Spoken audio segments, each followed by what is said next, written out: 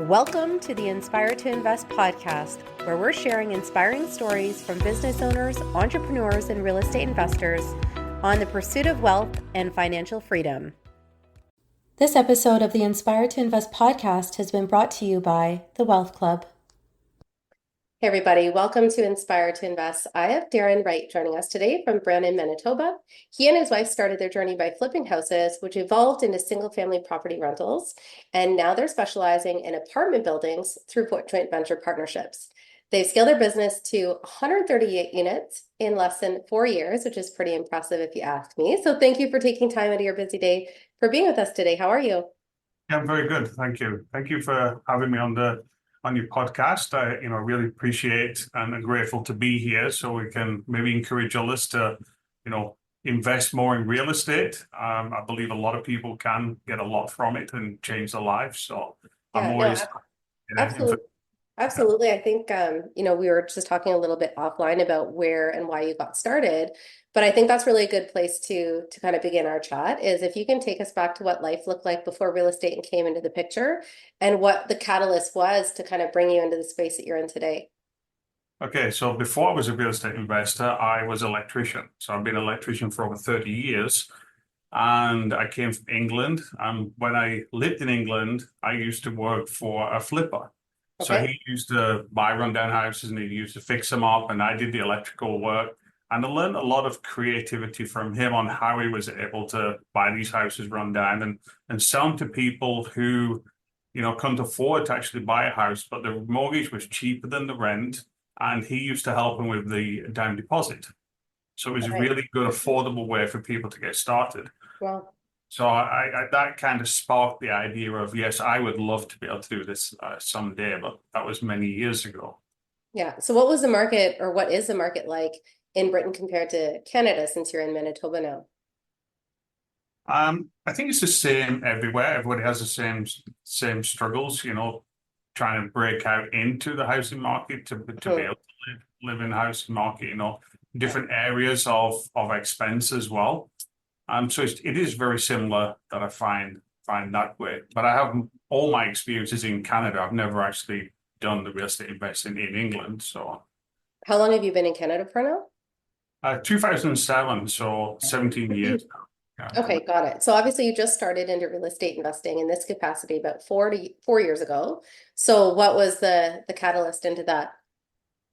Yeah, I actually started about 7 years ago. Okay. In real estate, and I started flipping houses. So, I went to a weekend conference and I was reading the books. I read Rich Dad Poor Dad, which was a game changer on mindset on how you could do it. And it was changing the mindset of, I can't afford to do that. I never thought I would be able to do it. I used to work for someone who did it, but I never thought I could. I could not take that risk, because I had a family and I had to bring all my income every week. So couldn't risk everything that we had. So it was a real mindset to go to these conferences and listen to, mentors and coaches speak. And just getting that education was the real thing that changed my mindset. And then I started flipping houses and doing that.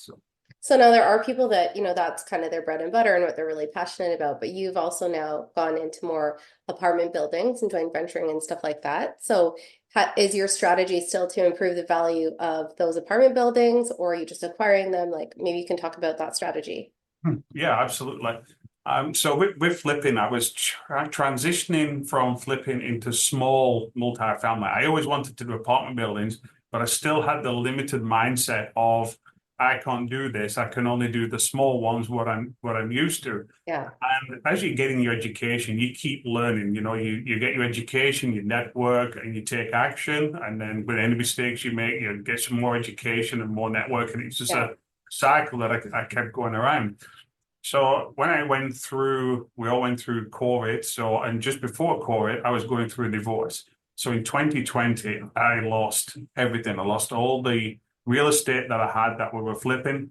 Wow. I lost all multifamilies that I had. And I also had to close my electrical business that I'd ran for over 10 years. Wow. And, this was all because I was going through a divorce. So I was white clean. And the only thing I really came out of was my education and my network. so I could start again. And because I was starting with absolute nothing, I had no net worth or anything to back me up. I just had, the knowledge and the education. So I said, we have to start in apartment buildings because that's what I wanted to do. And all the education we've got on flipping houses, why don't we just do it on a bigger scale? Yeah. So we were able to then find a 12-unit property and do the same thing. We added value to it and we refinanced it. We paid investors back and we still had the partnership. So, we formed partnerships and then we just kept going from there. So can you talk a little bit about that experience, just going from single family to multifamily? Like, what would you say are some of the biggest differences that you can kind of pass along to someone that hasn't gotten to that level yet? A lot of it is the thinking of it, because obviously if you're flipping a house, you're just doing one single family house. Whereas if you're doing an apartment building, you've then got to do 12 units or 10 units, or no matter how big it is. Yeah. So you need more contractors. You need a contractor that can handle, the scale of that. And then maybe you need to do little things. Maybe you don't want to enter the whole building. Maybe you just do a floor at a time or break out 4 units. When you're using a bigger contractor, they want to do a minimum of 4 kitchens at a time. They don't want to come and just do a one here and one there. Yeah. So you can get a lot better pricing for it, so you can scale up that way. And we found by not doing the whole building in one, you're still getting some income coming in by maybe if you got a 12, you do 3 stages. You just do 4 units and they're vacant, you're working on them. And then your next ones are moving out. And then as you move to the next phase, you got people moving in. So you still got rental income coming in. And then, you're working through. And some people want to stay in their own unit. So we're able to move them to one that hasn't been renovated, renovate their unit, and then have them move back. Yeah. So that was the differences. And that's what I was going to actually ask you. Like, are all of these in Manitoba? Yes, they are. Okay, Yeah. so they're local for you. So I was going to ask, are you offering people cash for keys, or are you just, I guess, moving them around depending on what they want?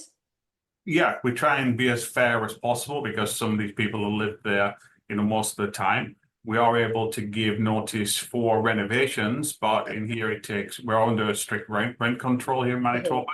So it takes 4 months, but we do offer incentives like cash for keys. If you're at the first month, we'll give you, say, $3,000. If you're at the second month, you get $2,000. If you're going to wait for the 4 months, then you just get up to $500, which is what we're assigned to. So, we're trying to incentivize them, to move on and get some extra money as well. So it's beneficial for them and it helps us move the project quicker because obviously we got money out of high interest when we're doing these projects. So we're trying to get through it as speed as possible. Yeah, no, understood. Now you went from that 12 unit now to 138. So what does your portfolio kind of look like just in terms of how that's broken down? So we started with the 12 unit and then, we bird that property and then we used the same partner and moved on to a 10 unit and we did that. And then we moved on to another 12 unit and then it all just started coming together where we got a 16 unit. So we're able to get some partners where we just did the buy and hold on that. And then because we'd done these with realtors and we're able to close, then they started to offer us deals that weren't even hitting the market then. So then this next one was a 48 units property. And then we got the 40 unit property as well. So that took us up to I believe that's the 138 there. Now, what would be the price point on a property like that? Like when you compare a 12 unit to a 40 unit or a 48 unit? Pardon? What is the price value for those? Like, what are you buying those up at? Our first property, I believe, we paid for the 12 unit was, I think it was $550,000. So we Wow. we got that experience. It was obviously in downtown. It's not the desirable area. It has no parking, so obviously the rents can't be as much as what we'd like. Right. But we're able to fix up and refinance and still pull money out. And the next 10 unit was another cheap property. I think we paid $460 for that. The 48 unit, I think we paid $3.6 million for that one. So That was, again, that was a different type of deal where it was a share sale rather than an asset sale. Yep. So we're able to save on the buying costs. We had no land transfer taxes to pay, which was a good saving for us. Yeah. And a good saving for the seller because they didn't have to catch up the depreciation. Yeah. We absorbed that. So now, as you've kind of gone down this path towards bigger things, what would you say are some of the obstacles and challenges that you've faced? For the growth totally, or just being a real estate investing? Yeah, like I would say, like, is there anything that you found challenging when it comes to underwriting the deal or, ensuring that tenants are moving around? Like, what would you say are some big obstacles that's come with those larger projects?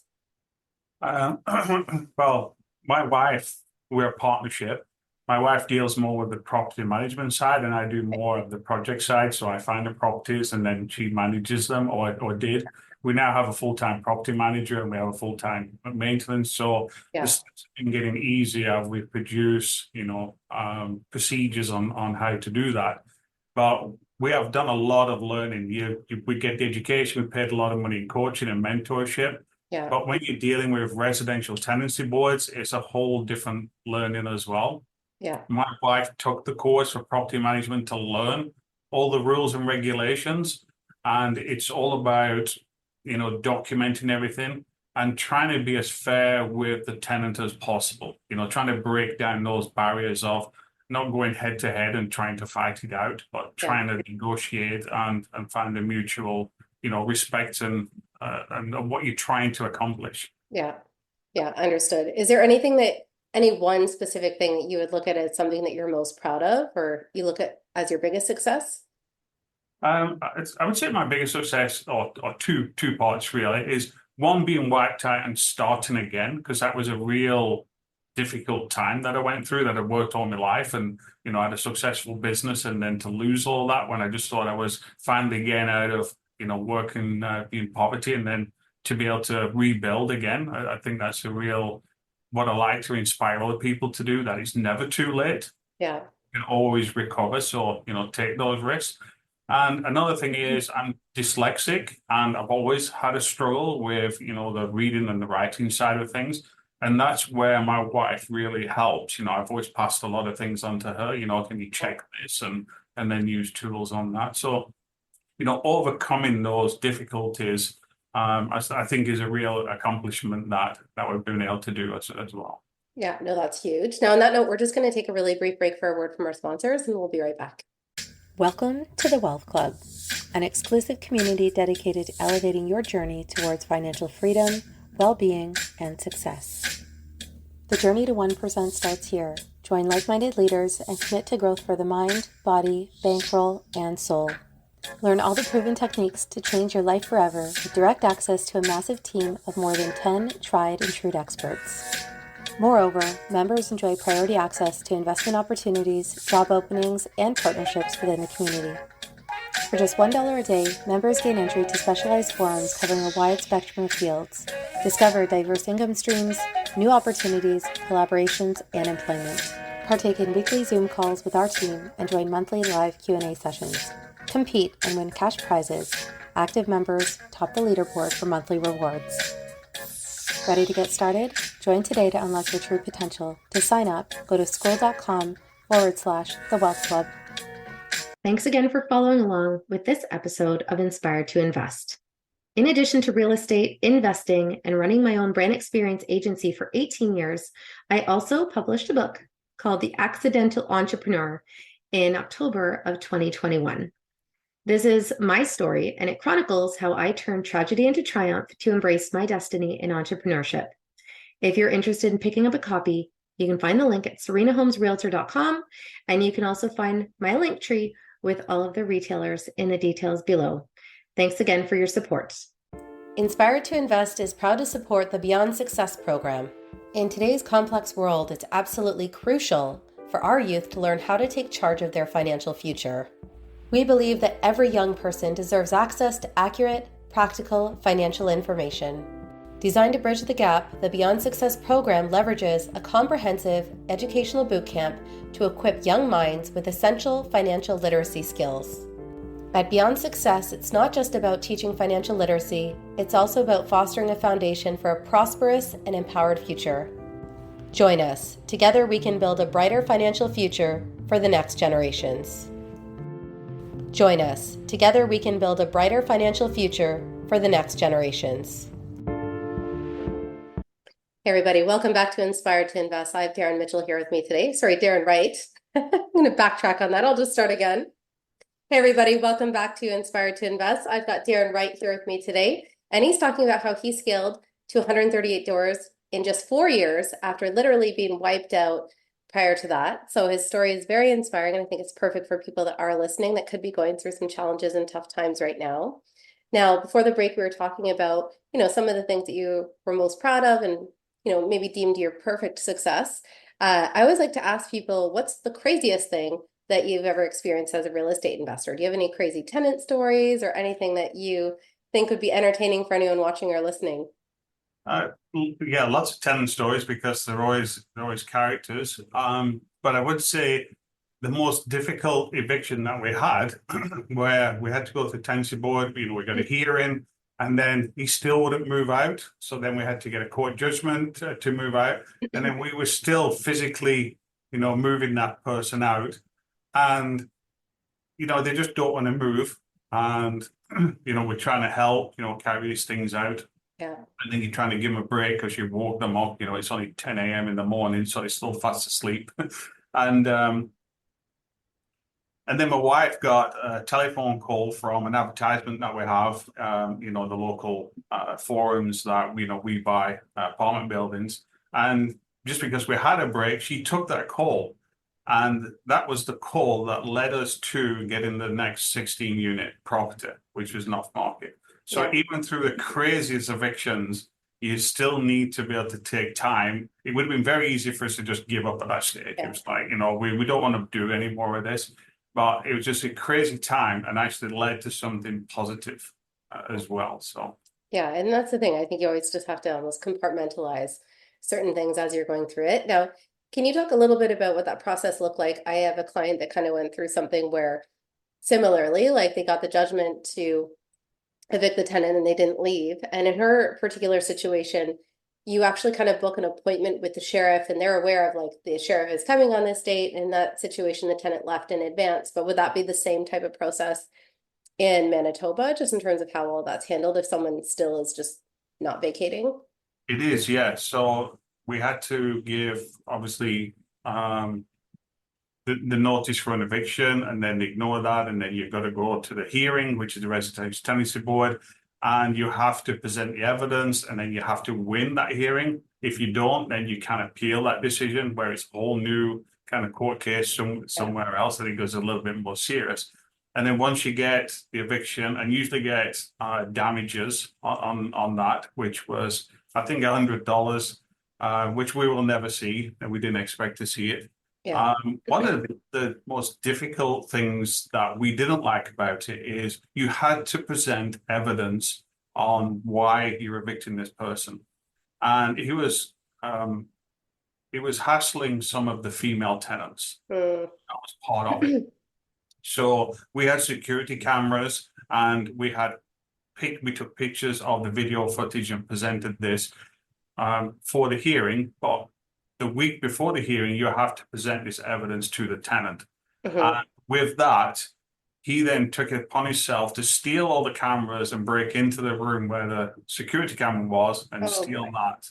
And then from that, he then stole the money out of the laundry machines and ripped one apart. And we know it was him because part of the machines were in his unit when we actually got possession of it. Wow. So we're not, making assumptions. We know where it's going.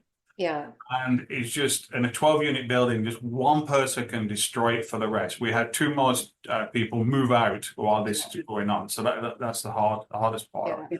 So once and they mail out the right for an eviction. So we're still waiting on all this time. Yeah. And then once we get that, then you've got to go to the King's Bench and ask, I want, it's called a writ.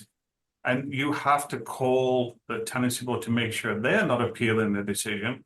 So then once we get that writ, it just means now we have a right where we can call the sheriff. Yeah. Well, the sheriff is another, I think, $800. So that's why we were trying to do it ourselves. Yeah. Was moving out. Now, how long would that entire process have taken? Like in Ontario, it can take a year or 2 years. Like it's pretty tedious. But what would that look like in Manitoba? I think it was 3 months. I Okay, think so that's it a lot was, better. Yeah. but even if you get the sheriff will just move them out of the property to allow you to change the locks. Yeah. Well, we did that. He moved out. We changed the locks. He's still got a lot of stuff in there. We said, well, we'll clear it out. We'll either leave it on the step or we'll put it in storage as we're supposed to. But it was a ground floor apartment, and he'd already broken the window, and we had it boarded up on the outside. Yeah. And he was smart enough that he unscrewed the board. He would break into the unit, Oh unlock my gosh. go around, screw the board back on, and then use the apartment without lock. He'd lock the door while he was in. Yeah. And it took us a couple of days because we drive around and it's still the board's still on, it's good, and we check it. But still there. Yeah. when he was there, it was only when we went in. What are you still doing here? So Yeah. Even then it took a bit of work. Wow. Yeah, that's definitely crazy. Now, in terms of the education, you talked a lot about learning. What would you say some of the best advice that you received through some of that education? Mindset. I believe mindset is the biggest obstacle, that you have to remove the limited thinking. You always think there's not enough money. There's an abundance of money. There's a lot of people out there that have money, that want to make money on their money, and they want to beat inflation. They want to beat, the stocks or anything like that. Who believe in real estate but don't have the time, to do it. They don't have the education to do it. So you can really form good partnerships. It's all been about partnerships for our growth. Yeah, no, I love that. Is there anything that you look at as like the biggest lesson that you've faced? Biggest lesson is you just getting over the fear.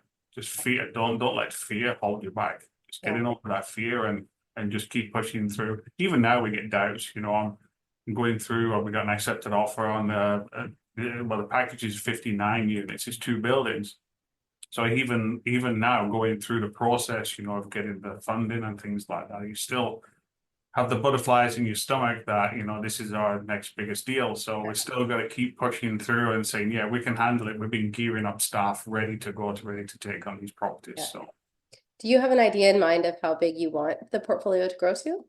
Yeah, 2,500 units. 2,500. Not necessarily all in not insignificant. Yeah. Not all in Canada. We are going to go into the US as well. We have been forming a company down there, which is taking a bit of time being Canadian. But the reason why I want to get to 2,500 units is because I believe in generational wealth. So we can hand this over to his kids, his grandkids. And I don't want to be the parent that hands over a job to one of our children and say, you have to run this. And I've done the numbers. I've spoken to other big investors. And when you get to 2,500, you have a company so big, you have all the management in place at every level that you really do not need to be there. You just need to get reports and just keep it going. So that's what I want. I want to hand them a business, not a job. Yeah, no, I love that. Now, in terms of favorite quotes, the name of this podcast is Inspired to Invest. So I always like to ask people if they have a particular quote that motivates and inspires them. Quote, if you don't do it, somebody else will. Awesome. I love that. Now, for anyone that does want to get in touch and wants to maybe learn about some of the opportunities that you might have as you're growing, what's the best way for them to reach you? 2 ways. I got my website, darrenwrightinvestor.com, or my YouTube channel as well. I try and inspire people to go on there, and we can connect on there as well. So. Perfect. So we'll include that in the show notes below. Of course, thank you for your time to share your story today. And for anyone that is watching or listening, please make sure that you like, comment, and subscribe, or leave a review. You can also follow along with us on social at Inspire to Invest Podcast. And remember, when you invest in yourself, the sky's the limit. Thanks again.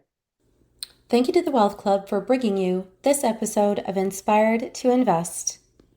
The views represented on this podcast are for general information only and does not constitute investment or other professional advice or an offering of securities.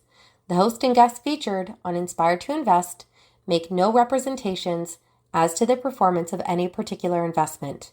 Should you decide to make an investment, You are responsible for conducting your own review and analysis. It is recommended that you obtain independent legal, accounting, and tax advice from licensed professionals.